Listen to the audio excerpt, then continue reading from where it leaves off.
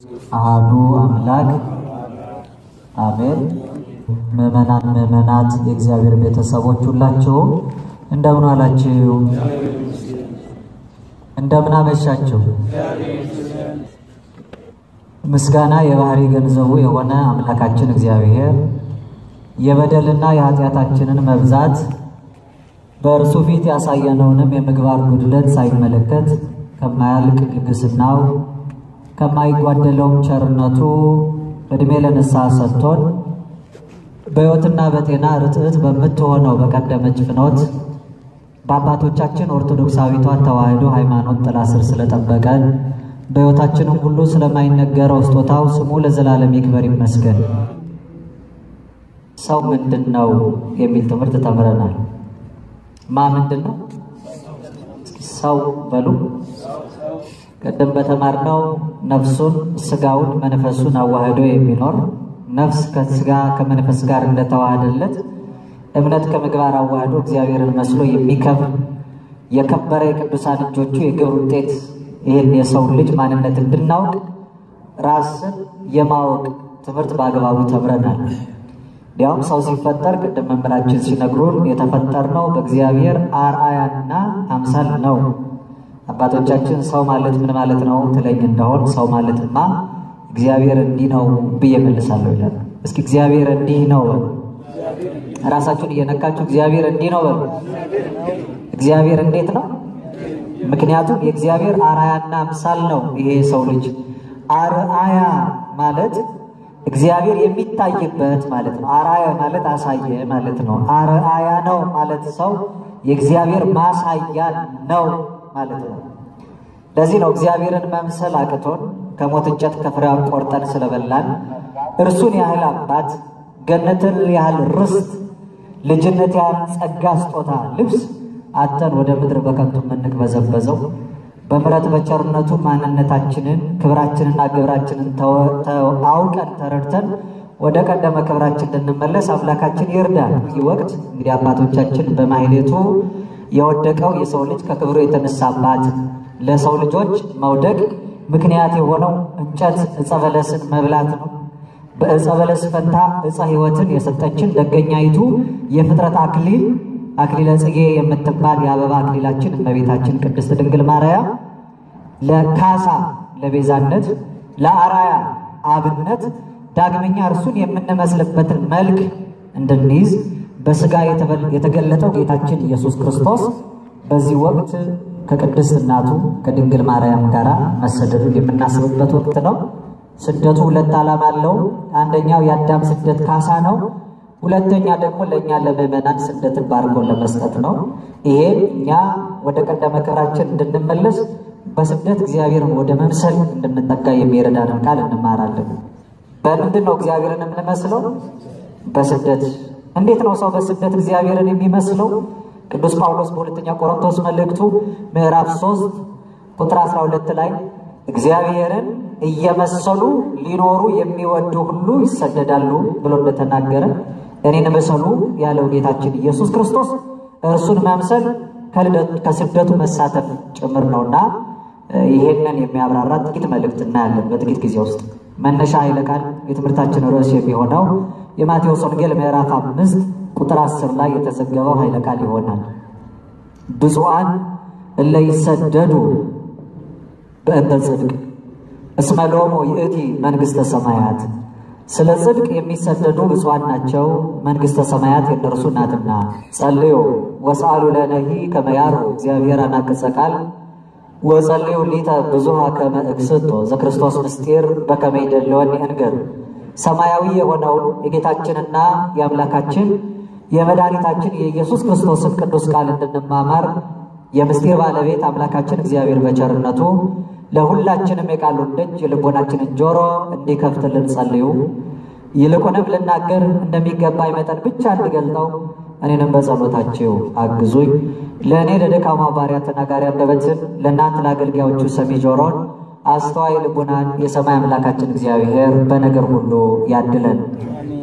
ዕውቀትና ጥበብን ምስጢርና ማስተዋልን እንደ በጎ ፈቃዱ መጠን ለሰው ልጆች ሁሉ የሚገልጠው ልሳነ ዓለም ከሳቴ ምስጢር አምላካችን አንዱ እግዚአብሔር መንፈስ ቅዱስ ነውና በበዛው ቸርነቱ ለሁላችንም ከራቀው አቅርቦ ከረቀቀው አጉልቶ ከተሰወረው ገልጦ ከተከደነው ከፍቶ እንድንረዳ ይርዳል።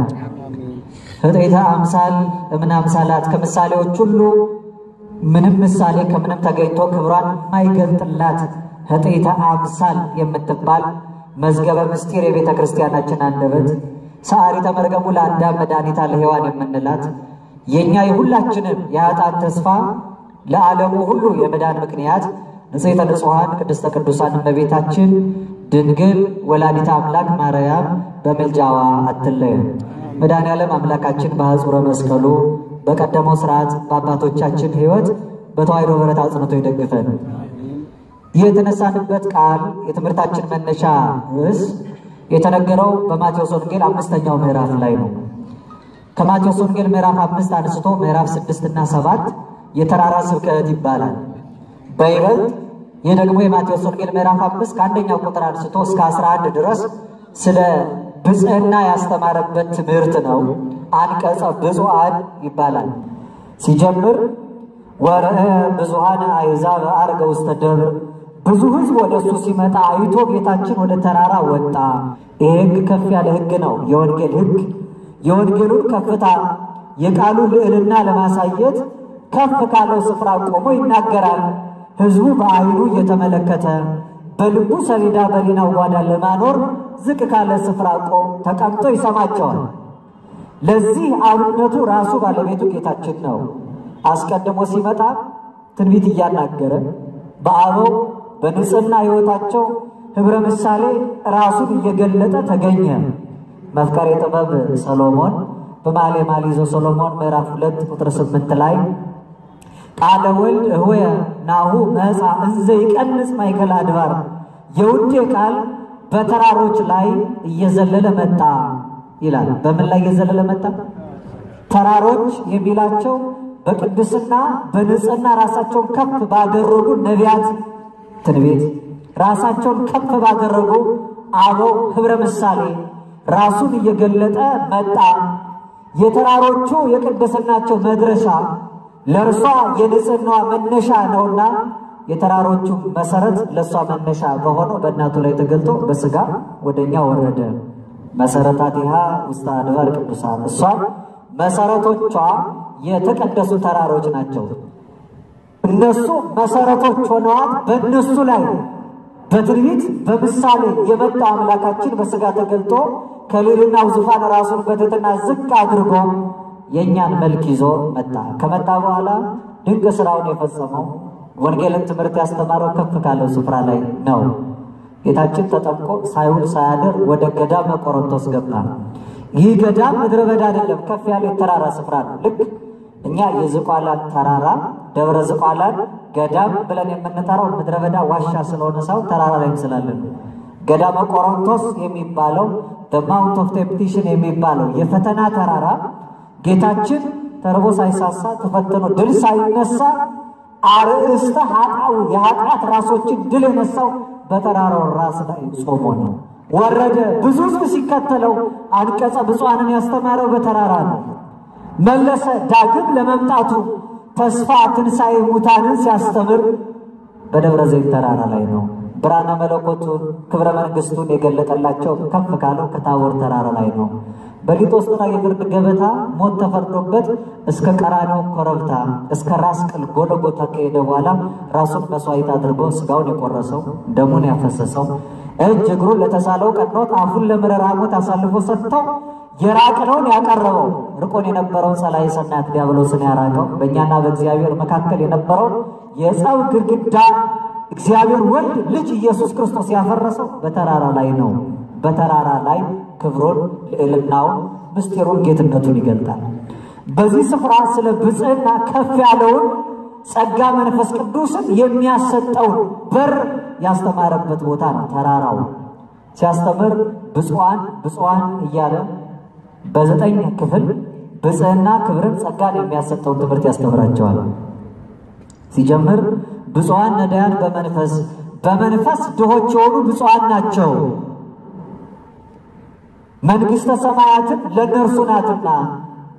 ብፁዓን እንደገና ስለ ጽድቅ የሚራቡ ብፁዓን ናቸው ይጠግባሉና፣ የሚያዝኑ ብፁዓን ናቸው መጽናናትን ያገኛሉና፣ የዋሃን ብፁዓን ናቸው ምድርን ይወርሳሉና፣ ልበ ንጹሐን ብፁዓን ናቸው የእግዚአብሔር ልጆች የሚባሉበትን ክብር አግኝተው አባታቸው እግዚአብሔርን ያዩታልና፣ የሚያስታርቁ ብፁዓን ናቸው የእግዚአብሔር ልጆች ይባላሉና ብሎ ስለ ጽድቅ የሚሰደዱ ብፁዓን ናቸው መንግሥተ ሰማያት የእነርሱ ናትና ይላል። ብፁዕ የሚለው ቃል ንዑድ ክቡር፣ ምስጉን፣ የተመሰገነ፣ ከፍ ያለ፣ የላቀ፣ ፍጻሜው ያማረ፣ እግዚአብሔርን የሚፈራ ማለት ነው። ብፁዕ የሚለው ቃል ነው ይህን ሁሉ የሚያብራራው። ብፁዕ ማለት ከፍ ያለ የላቀ ነው፣ ምስጉን የተመሰገነ ነው፣ ንዑድ ክቡር ነው። እግዚአብሔርን የሚፈራ ፍጻሜው ያማረ ሰው ብፁዕ ይባላል። ሰው ንዑድ ክቡር ከፍ ያለና የላቀ ሆኖ ነበር የተፈጠረው። ቅድም መምህራችን የሰው ክብሩ የሰው ግብሩ በብፅዕና ማዕረግ ከፍጥረት ሁሉ በላይ የላቀ ሆኖ ነበር የተፈጠረው። አላወቀም። ከዚህ ክብሩ የወረደው በምክረ ከይሲ ተታሎ ነው። ሰብዕናውን አጣ፣ ሰውነቱን ተነጠቀ። ሰው እንደ እንስሳት ሆነ። እንደ እግዚአብሔር ይሆናል ተብሎ የተፈጠረው የሰው ልጅ በእግዚአብሔር አምሳል የተፈጠረው እንስሳትን መሰል። ሰብእሰ እንዘ ንጉሥ ውእቱ ኢያእመረ ወኮነ ገብረ አይሰረ ርእሶ በፈቃዱ።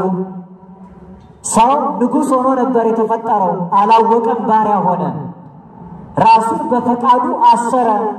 ሰብእሰ እንዘ ባዕል ውእቱ ኢያእመረ። ሰው ባለጸጋ ሆኖ ነበር የተፈጠረው፣ ባለጸግነቱን አላወቀም። አደ ርእሶ በፈቃዱ፣ ራሱን በፈቃዱ ድሃ አደረገ። አርሃ በከርሶ ወአጽማ ነፍሶ፣ ስጋውን አስራበ ነፍሱንም ደግሞ አስጠማት። የቅዱስ ዳዊትን ቃል ሲፈታ ቅዱስ አትናቴዎስ እንዲህ ብሎ ነው የገለጠው። እንደ እንስሳ ሆነ ማለት ራሱን በፈቃዱ ያሰረ ሆነ። እንደ እንስሳ ሆነ ማለት ራሱን በፈቃዱ ረሃብተኛ እየተጠማ የሚኖር ደካማ አደረገ። እግዚአብሔርን ፈርቶ ከፍ ያለ የላቀ ምስጉን የተመሰገነ ንዑድ ክቡር እንዲሆን የተፈጠረው የሰው ልጅ ከዚህ ክብር ወረደ። ወደ ቀደመ ክብራችሁ እንድትመለሱ ስለ ጽድቅ ተሰዳችሁ ንዑድ ክቡራን ተባሉ ይላል ክርስቶስ አምላካችን። ብፁዕ የሚባለው ሰው እግዚአብሔርን የሚፈራ ፍጻሜው የሚያማረ ሰው ነው።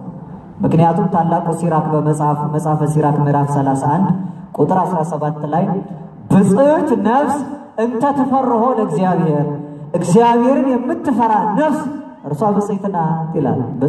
ዝም ብሎ እየኖረ ያለ ገና ዛሬ ከእናቱ ማኅፀን ወጥቶ ስጋውን ለነፍሱ ነፍሱን ለፈጣሪ ያላሳደረ ራሱን እየኮፈሰ ጸድቅ ያለው ብፁዕ ነኝ ብሎ ይናገር እንሰማለን። ብፁዕ የሚባለው እግዚአብሔርን እየፈራ የሚኖር ፍጻሜው የሚያማረ ሰው ነው። ይመልሳል ሲራክ በምዕራፍ 11 ቁጥር 28 ላይ ወይ ተበሎ ብፁዕ ዘንበለ ትራይ ዳሪቶ፣ ፍጻሜውን ሳታይ ማንንም ብፁዕ አትበል። ብፁዕ የሚባለው ፍጻሜው ያማረ ሰው ነው። ምኑ ያማረ ሰው? ፍጻሜው ያማረ ሰው። እየተጋደለ የሚኖር ሳይሆን ተጋድሎ የጸናው ክብርን ያገኘው የተሸለመው ንዑድ ክቡር ብፁዕ እንለዋለን። ቅዱስ ያዕቆብ በመልእክቱ ምዕራፍ 5 ቁጥር 11 ላይ ናሁ ናስተበጽኦሙ ለእለ ታገሱ፣ እኛስ የጸኑትን ብፁዓን እንላቸዋለን ይላል። ብፁዓን የሚባሉት እነማን ናቸው? የጸኑ ናቸው። እምነት ከምግባር እንደ ነፍስና ስጋ ተዋህዶላቸው እግዚአብሔርን ደስ አሰኝተው የኖሩ ፍጻሜያቸው ያማረ እግዚአብሔርን ሲፈሩ የከበሩ ናቸው። ስራውን የሚያውቅ ሰው ወደዚህ ዓለም የመጣበትን ተግባር ሲፈጽም የኖረውን ሰው ነው ንዑድ ክቡር የምንለው። ገና ሩጫውን ያልጨረሰው በስጋ መባዘን የሚቅበዘበዘው ምድራዊ አምሮቱ ጊዜያዊ ቅጡ ጠልፎ የሚጥለውን ሰው ብፁዕ አንለው። ብፁዕ የምንለው የጸናው፣ ብፁዕ የምንለው የታገሰው፣ ብፁዕ የምንለው የስጋ ፈቃዱን ቆርጦ የጣለው ለዚህ ዓለም ሳይሆን ለነፍስ ስምረቱ ያደረውን ሰው ብፁዕ እንለዋለን። የመጣንበትን ዓላማ ግብራችንን አውቀን ለክብራችን የምንበቃ ከሆነ ያኔ ብፁዕ የመባል ዕድሉን እናገኛለን። ሰው ወደዚህ ዓለም ሲመጣ የሚሰራው ስራ ተጠቅሶለት ነው የመጣው። እያንዳንዳችሁ አሁን የምትጠየቁ ስራችሁ ምንድነው ብትባሉ በዓለም የምትሰሩበትን ለስጋዊ ኑሮ ጉልበታችሁን ገብራችሁ ገንዘብ የምትቀበሉበትን ዕውቀታችሁን ሰጣችሁ የዕውቀታችሁን ዋጋ በወዝ በላብህ ስለተባለ ጥረን ግረን የምንበላበትን ዘርፍ ነው የምንጠቅሰው። የሰው ስራው ግን ይሄ አይደለም። ይሄ ምድራዊ መኖሪያ ነው። የሰው ስራው ቅዱስ ጳውሎስ ልጁ ጢሞቴዎስን እንዲህ ይለዋል፣ አንደኛ ጢሞቴዎስ መልእክት ምዕራፍ 6 ከቁጥር 6 አንስቶ እስከ 8 ለነሰ ተግባርነ አቢይ ውእቱ የኛ ስራችንስ ታላቅ ነው። ምንድነው ታላቁ ስራችሁ? ስራችን ታላቅ ነው። ለነሰ ተግባርነ አቢይ ውእቱ ፈሪሃ እግዚአብሔር፣ ይሄው እግዚአብሔርን መፍራት ነው። ማንን መፍራት? የክርስቲያን ስራው እግዚአብሔርን መፍራት ነው። እግዚአብሔርን ፈርቶ መኖር የኛ ተግባራችን ነው። መገለጫችን ኑሯችን ይሄ ነው። አንድ ሰው ስራ ሰርቶ ለመግባቱ ስራ አለ ሲባል አው የት ነው የምትሰራው? እዚህ ቦታ ሲል እስኪ የመስሪያ ቤቱን ማረጋገጫ ሲባል የመስሪያ ቤቱን መታወቂያ ያሳያል። የኛ ስራችን ታላቅ ነው። የታላቁ ስራችን መገለጫ እግዚአብሔርን መፍራት ነው። እግዚአብሔርን ለመፍራታችን መታወቂያችን ደግሞ ቅዱስ መስቀሉ ነው። ዳዊት ልበ አምላክ ወወሀብኮሙ ትእምርተ ለእለ ይፈርሁከ፣ አንተን ለሚፈሩ ስራቸው አንተን መፍራት ለሆኑ ሰዎች ከጠላት ማሳት እንዲያመልጡ ምልክትን ሰጣቸው ይላል። መስቀልን ምልክት ያደረገ እግዚአብሔርን ፈርቶ የሚኖር ክርስቲያን ፍጻሜው ያማረ ነው። ምክንያቱም በልቡ ምድራዊውን ነገር ሳይሆን የሰማዩን ነገር ነው የሚያስበው። ቅዱስ ዳዊት በመዝሙር 83 ቁጥር 6 ላይ ብፁዕ ብእሲ ዘእምኀቤከ ረድኤቱ እግዚኦ ወዘይሄሊ በልቡ ዘበላይሉ፣ ረድኤቱ ካንተ የሆነ ሰው አቤቱ ብፁዕ ነው። በልቡ የላይኛው መንገድ የሚያስብ አለ። በልቡ የትኛው መንገድ የሚያስብ? ምክንያቱም የሥራ ቦታችን እግዚአብሔርን መፍራት፣ እሱን እያመሰገኑ መኖር፣ በፍጻሜው ከብሮ ምስጉን የተመሰገነ መሰኘት፣ ፍጻሜው ያማረው ሰው የሚቀዳጀውን የሰማይ አክሊል ገንዘብ ማድረግ ከሆነ ኑሮ መገለጫችን እግዚአብሔርን መፍራት ነው። ብፁዕ ነው። እንዴት ያለ ሰው ያላችሁ እንደሆነ አሁን የተነሳ ነው። ብፁዓን እለ ይሰደዱ በእንተ ጽድቅ ይላል። ስለ ጽድቅ የሚሰደዱ፣ እስኪ የሚሰደዱ በሉ። ስደት ማለት ከሰው ባዳ ከሀገሩ ምድረ በዳ መርጦ መለየት ማለት ነው።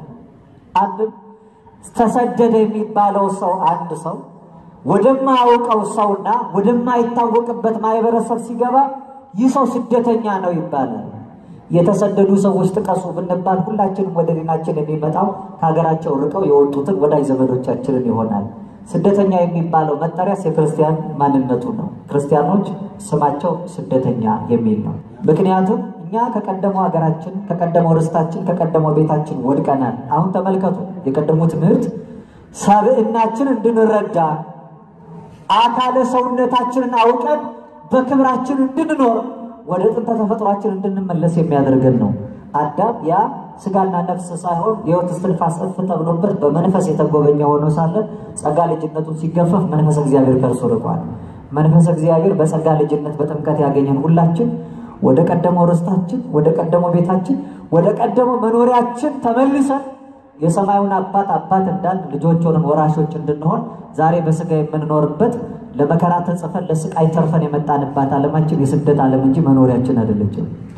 በወቅቱ በጊዜው እመቤታችን ቅድስት ድንግል ማርያም በዚህ ወርሃ ጽጌ ከተወደደ ልጇ ጋራ ወደ ግብጽ ጣዖታትን ለማፍረስ ወደ ኢትዮጵያ አስራት ሀገር እንድትሆናት እንግዳን ወደምትቀበል ገዳማቱ እንዲባረኩ መሰደዳቸውን የምናስብበት ነው።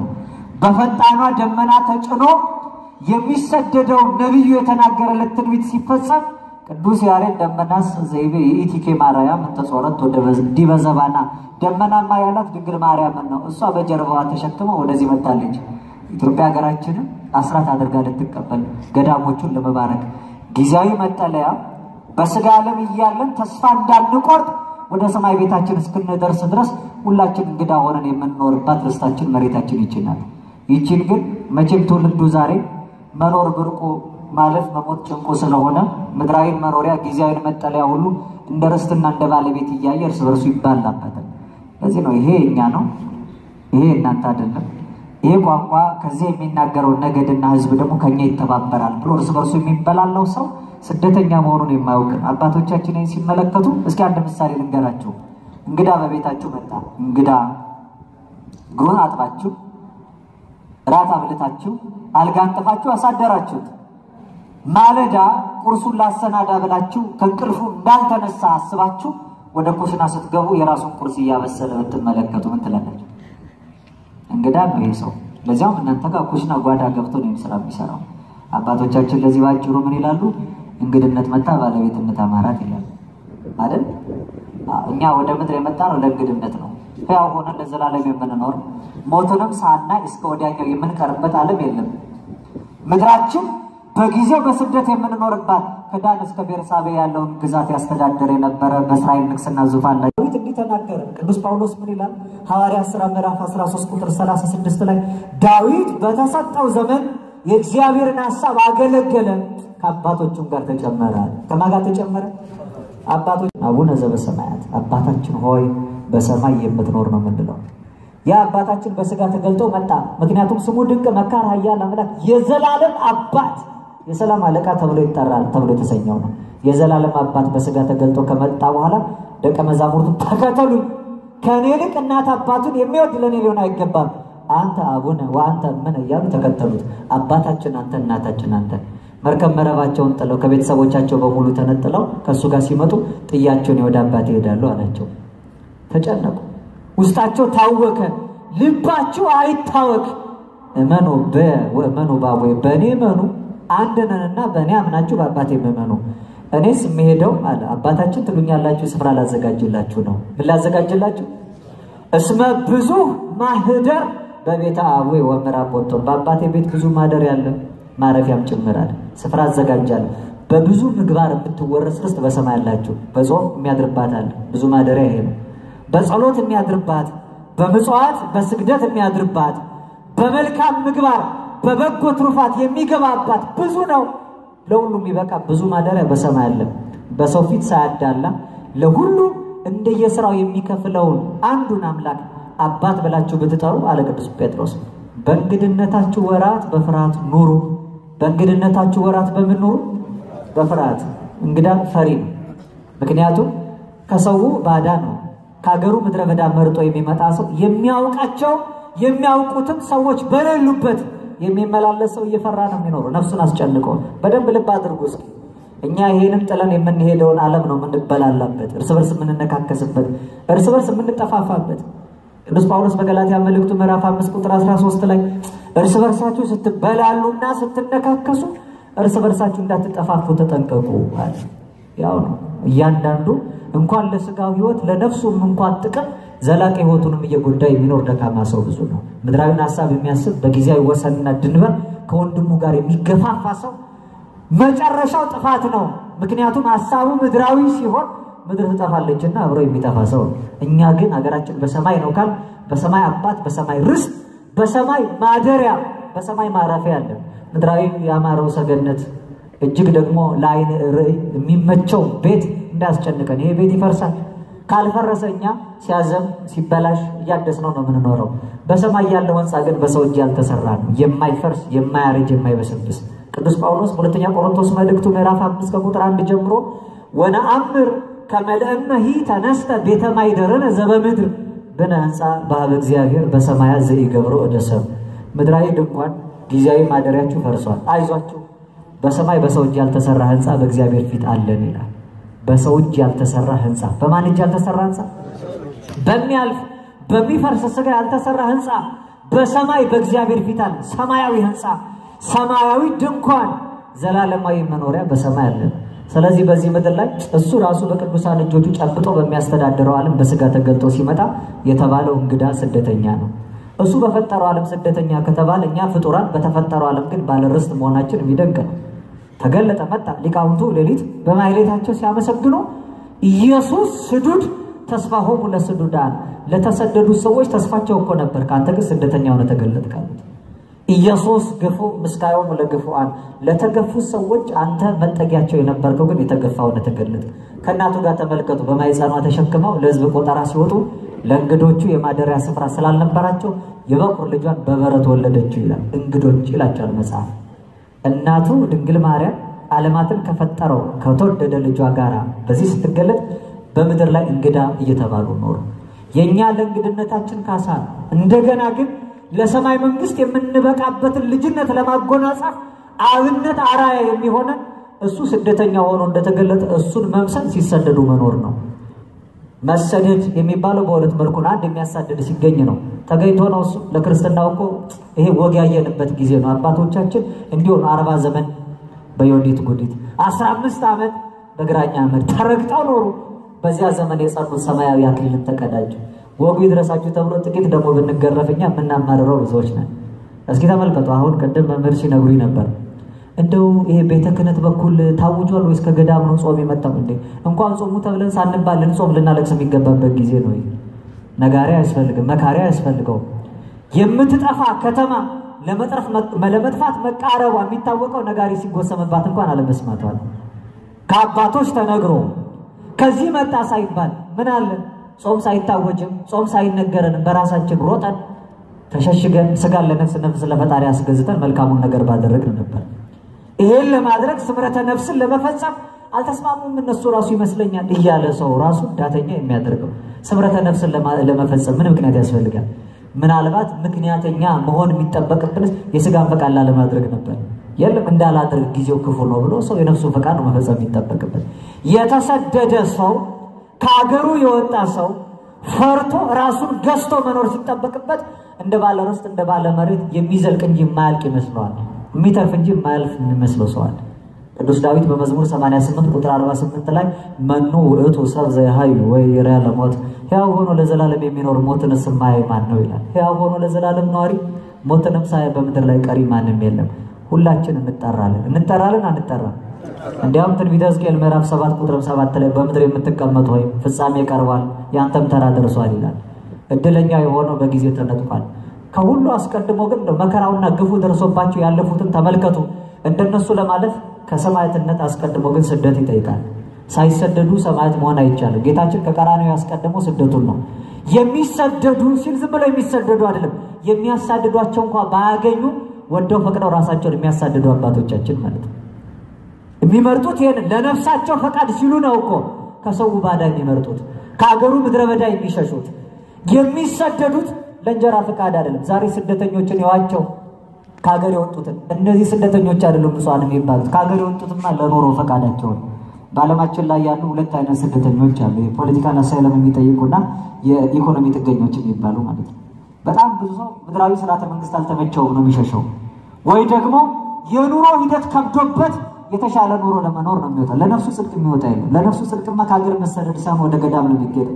ከገዳምም ደግሞ ወደ ብሕትውና ነው። ከብሕትውና ከተማ ላይ እየመጡ ራስን እየገረፉ መታየት አይደለም። አባቶቻችን በበዓት ጸንተው ያደጉት ወደ ገውስነት ነው። መርቀቅ ይባላል። ስውራን አባቶቻችን ይባላሉ። የእድገታቸው ደረጃ ወደ መላእክትን ወደ መምሰል እንጂ በዓለም እየኖሩ እንስሳትን መስሎ እየበሉ እየጠጡ መመላለስ አይደለም። ጽድቅ ነው የሚለው። ጽድቅ ሶስት ወገን ነው። አንደኛው ጽድቅ ራሱ እግዚአብሔር ክርስቶስ ጽድቅ ነው። በትንቢተ ኤርምያስ ምዕራፍ 23 ቁጥር 6 ላይ እግዚአብሔር ጽድቃችን ነው ይላል። እግዚአብሔር ምናችን ነው? ጽድቃችን እርሱ ነው። ስለ እግዚአብሔር ሲሉ የሚሰደዱ ሰዎች፣ ስለ ክርስቶስ ሲሉ የሚሰደዱ ሰዎች ክርስቶስን ከማያስተምሩ፣ እርሱን ከማይሰብኩ፣ እርሱን በሕይወት ከማይመስሉ ሰዎች፣ ከአምላክነት ክብሩ ዝቅ ከሚያደርጉት ምድራዊ ሰው ነው ሩቅ ብእሲ ነው ሎቱ ስብሐት ከሚሉ ሰዎች ራስን መነጠልና መለየት ስለ ጽድቅ መሰደር ነው። ከማይመስሏቸው በእምነት ከነዚህ ሰዎች ተለይተው በማይመች አካሄድ ሳይጠመዱ ራሳቸውን አስጨንቀው ማህበራዊ ጉዳይ ይቅርብን ስለ ክርስትናው ስንል ብንገፋ ብለው ራሳቸውን ያሳደዱ ማለት ይሄ ነው። ስለ ክርስቶስ የሚነቀፉ፣ ስለ ክርስቶስ የሚገፉ፣ ስለ ክርስቶስ መከራ ሕማምን የሚቀበሉ፣ እሱን መስለው የሚኖሩ የሚባሉ ስለ ጽድቅ የሚሰደዱ የሚላቸው መጽሐፍ እነዚህ ነው። እርሱን የሚመስሉ ሊመስሉት እየመሰሉት ሊኖሩ የሚወዱ ሁሉ ይሰደዳሉ ተብሎ እንደተገለጠ እርሱን መምሰል ማለት ክርስቶስ እንደተሰደደ በዚህ ጊዜ በእግረ ሥጋ አይደለም በእግረ ሊና ከእርሱ ጋር መሰደድ ማለት ነው። ክርስቶስን መስሎ መኖር፣ ስለ ጽድቅ መሰደድ፣ ስለ ጽድቅ ሃይማኖትም መሰደድ። ጽድቅ ሃይማኖት በሉ እስኪ። ሃይማኖታችን ርትዕት ፍኖት ናት፣ የጽድቅ መንገድ፣ የቀና መንገድ ይባላል። ጽድቅ የሚለው ቃሉ ራሱ ሲፈታ እውነት ነው፣ ከእውነት የሚልቅ መኖር ነው። ስለዚህ ነው ጽድቅ የምትባለው ርቱዕ ፍኖት ናት።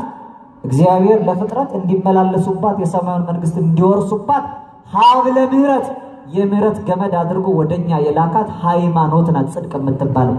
ሰሞኑን ያየናቸው ሰማዕታት ስለ ሃይማኖታቸው ሲሉ ያችን ሀብለ ምሕረት ተከትለው ስለ ጽድቅ የተሰደዱ ናቸው። ከስጋ ኑሮ ስለ ጽድቅ የተሰደዱ ማለት ነው። ለዘይፈቅድ ይትለወን ይጽላ ነፍሱ ወያጥበ እኔ ሊከተለኝ የሚወድ ቢኖር ነፍሱን ይጥላ። እስኪ ነፍሱን ይጥላ በሉ። ነፍሱን ይጥላ ማለት ነፍሱን ጠልቶ ስለ ስጋ ፈቃዱ ይኖር ማለት አይደለም። ነፍሴን በስጋ ላቆያት ብሎ ስለ ነፍሱ አይሳሳ ማለት ነው ነፍሱን ይጥላ ከስጋው ይለያል ወይንሳ መስቀለ ሞቶ ይጥለዋል የሞቱን መስቀል ተሸክሞ ይከተለኝ ስለ ሃይማኖት ማለት ነው እቺ ሃይማኖት እግዚአብሔር ለፍጥረቱ የሰጣት ወደርሱም ደግሞ ፍጥረቱ በመረት የሚሳብባት መንገድ ናት የጽድቅ መንገድ ትባላለች የምን መንገድ አልኳችሁ ለዚህ ነው ለተለት ባለው ጌታችን ካስተማረው ሰባቱ ኪዳናት አንዱ በሆነው በእንተ ቅዱሳት ጸሎታችን ላይ በእንተ ሃይማኖትን ናስተበቁ ከመግዚአብሔር ይሃበና እንቲአሁ ሃይማኖት በንጹህ ንቀ እኛ የርሱን ሃይማኖት በንጹህ እንድንጠብቅ ይሰጠን ዘንድ ስለ ሃይማኖታችን እንማልዳለን ይላል የርሱ ሃይማኖት ናት እኛ ወደርሱ የምንጠጋባት ሀብለ ምህረት በሷ ጸንተው የሚኖሩ ስለ ጽድቅ የተሰደዱ ናቸው ሶስተኛው ግን ስለ ክርስቶስ ጽድቅ ስለ ሃይማኖት ጽድቅ ብቻ ሳይሆን ከስጋ ምግባራት ተነጥለው ጽድቅ የሆነውን የነፍስ ምግባር እየፈጸሙ የሚኖሩ ሰዎች ናቸው ስለ ጽድቅ የሚሰደዱ የሚባሉት ተሰደዱ ተብሎ የሚሰበከው በዚህ ጊዜ ካማራው መኝታችን ተነጥለን የእመቤታችንን ስደት ለማሰብ እዚህ ማህሌቱን የምናድረው ስለ ጽድቅ ስለምንሰደድ ነው ስለ ነፍሳችን ስምረት ማለት ነው ስለ ጽድቅ መሰደድ ማለት ጾም ማለት ነው ስለ ጽድቅ መሰደድ ማለት ስጋ ልብላ ሲል አትበላ ብሎ ምግብ መከልከል ማለት ነው ስለ ጽድቅ መሰደድ ጸሎት ነው ስጋ ምድራዊውን ነገር ላውራ ሲል አንደበትን ከምድራዊ ወሬ ከፖለቲካው ዓለም ንትርክ ለይቶ በጸሎት እግዚአብሔርን መለመን ማለት ነው ነሳ የሚናደደው የሚያብለው ሰው ብዙ ነው እኔ ይላል እያንዳንዱ ሰው ሲጠይቅ እንዴት ነው ያገር ሁኔታ እንዴት ትመለከታለህ ሲባል ኢትዮጵያውን በመንታ መንገድ ላይ ናት ስጋትና ተስፋ ያላት ይላል የለም ክርስቲያን ስጋት የለበትም ተስፋ ብቻ ነው ምን ብቻ መርዶ አብሳሪ ክርስቲያን የለም የምስራች ነጋሪ እንጂ ካመን ለእግዚአብሔር ከታመን ተስፋ እንጂ ጨለማ ነገር አይታየንም ለምን ያላችሁ እንደሆነ ያለፉትማ በሰማዕትነት ክብር ከብረዋል እኛም ስደተኝነታችንን ስናምን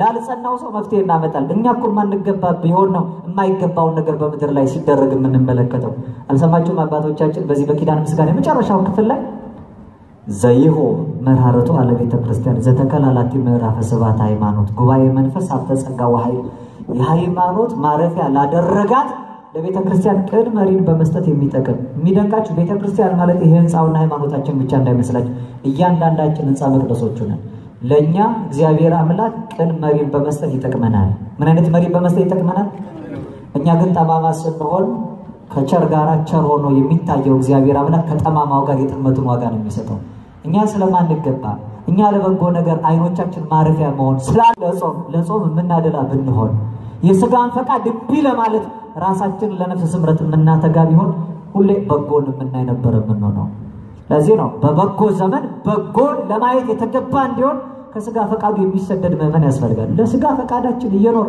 ምድራዊ አምሮታችን ጊዜያዊ ቅዳችን እየፈጸመን በጎን ነገር